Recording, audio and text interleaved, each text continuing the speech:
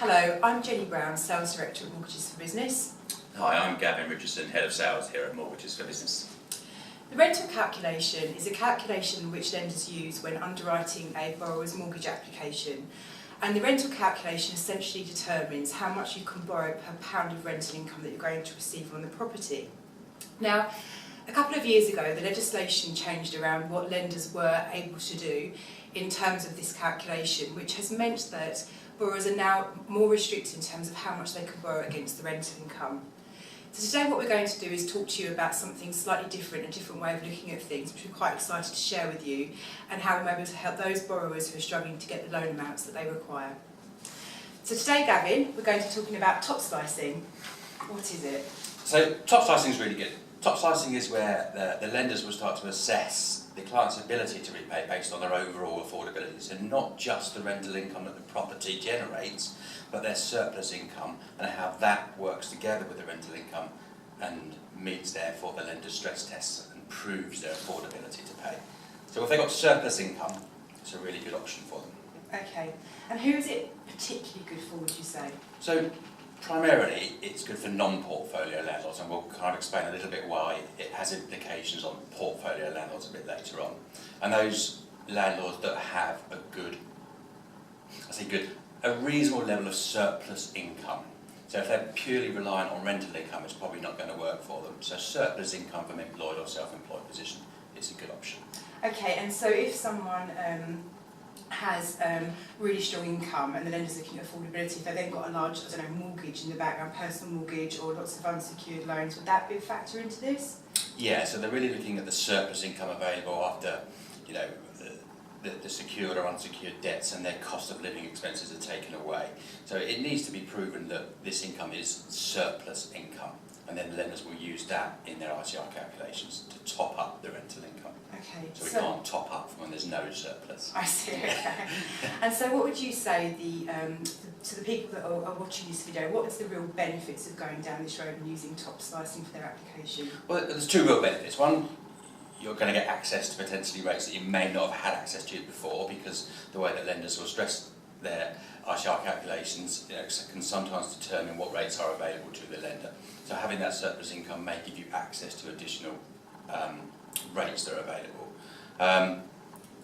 The other side, I suppose, is more and more lenders are now coming into the market and looking at top slicing. So it's becoming more mainstream. It wasn't particularly widely known about a year, 18 months ago, but as more lenders are starting to do it, the rates are becoming more mainstream, and therefore when potentially a loan wasn't available, the level of borrowing wasn't available, therefore you couldn't quite meet the loan to values that you needed because your deposit wasn't large enough, then you're getting access again to different lenders, better lenders and better rates. So opening doors for clients who otherwise may not be able to access deals a year and a half. Yeah, absolutely. And looking at the number of lenders available now, there's kind of 18 lenders at top slice in the market for personal name and 11 that actually will top slice on limited company applications. So it sounds really good. What are the pitfalls? Downsides to it really are, if you are a portfolio landlord, you need to be really aware that if you've got a property in your portfolio that you've borrowed using top slicing, your new lender will stress your portfolio if you've got 4 or more mortgage properties. So they'll stress the ICR coverage of the properties in your portfolio.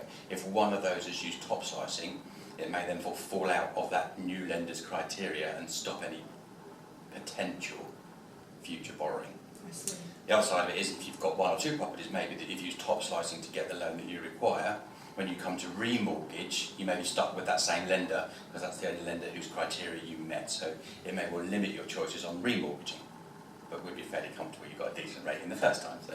Okay, thank you. And so, is there a specific calculation that lenders use? Like, in the residential world, people say, can I borrow 4.5 times my income? Is there something that's quite specific that people can use, or does it vary? It varies, unfortunately. Yeah, it varies between lenders. Realistically, you're looking at the rental income of the property needs to meet a minimum criteria. So we're kind of aware that 125% and 145% of ICR is the kind of standard calculations. The rental income on the property needs to meet 100% of the lender's ICR, so 100% of whether it's 5.5% or the notional or the pay rate on a 5-year deal. but the rent has to meet 100% of that notional or pay rate to qualify and allow the lender to use top slicing. Okay.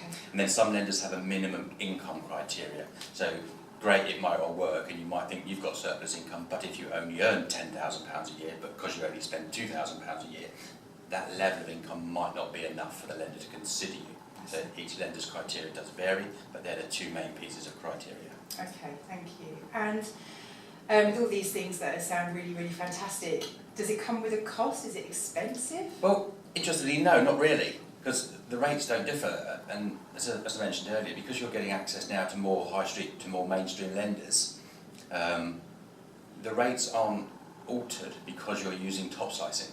So if there's a 5-year rate at this, you can get it. If you need top slicing to get it, the rate doesn't change. So it's no more expensive than any deals that are out there at the moment. Good, okay, thank you. One thing just to mention actually that might be of interest to people watching this is that I recently remortgaged my own personal buy-to-let property. And the property which I own is not massively high in value, but it's a fairly high value property, and it's fairly low yielding, which is quite a standard mixture to have between the two. And on the traditional rental incomes that were available, I simply wouldn't be able to raise the level of borrowing that was required. So actually I personally used top slicing. So the lender looked at my own affordability for the mortgage, bringing into account my surplus monthly income, and I was actually able to use this to get the level of borrowing that I needed to be able to get the deal done. So it really does work, and actually it's a very, very niche and useful thing to be able to do. So that's it from us. Obviously, if you want to get in touch with one of our consultants to chat through your requirements, we're always very delighted to have a conversation with you, so please do get in touch. Thank you. Thank you.